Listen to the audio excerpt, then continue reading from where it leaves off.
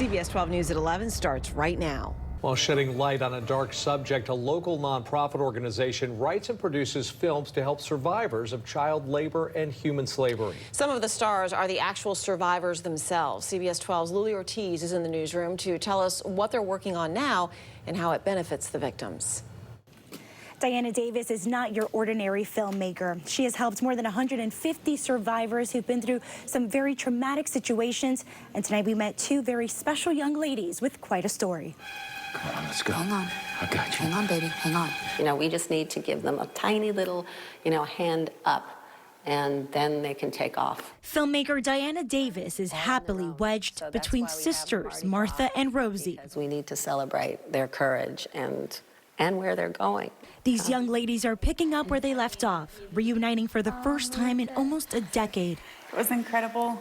I just wanted to squeeze her and give her a hug and kiss her on the cheek. They are survivors of a church that forces its followers into what Davis calls baby mills. You're still of childbearing age. And their religion is that a girl has to have a baby starting at childbearing age every single year to get to the highest level of heaven. No schooling, no television, nothing. It's just work. The girls do domestic work and are just bred. It's literally a human puppy mill. Davis and her nonprofit called MoviesMakingADifference highlights the evils of child marriage, slavery, and human trafficking. Their latest film is called Cult Cartel. You want to count it? It's making socially conscious movies highlighting the injustices of child labor, child brides, human trafficking, child slavery in the United States. Davis champions another role for these victims, a hero. And I have, in the middle of the night, gotten calls from girls and have to go in and rescue them from the sex traffickers that are selling them.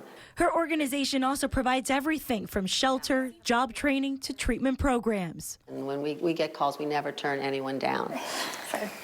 Tomorrow, the group is holding a fundraiser to celebrate new survivors who just arrived here to Palm Beach County. Now, the money will go towards these educational movies and aiding survivors. In the newsroom, Lily Ortiz, CBS 12 News. Well, sex trafficking usually spikes in cities hosting the Super Bowl, so authorities were ready when all eyes were on Miami earlier this month. Deputies, along with police and FBI, were able to recover 20 suspected human trafficking victims during the Super Bowl. 4 are from South Florida, but 16 others came from outside the state and from foreign countries.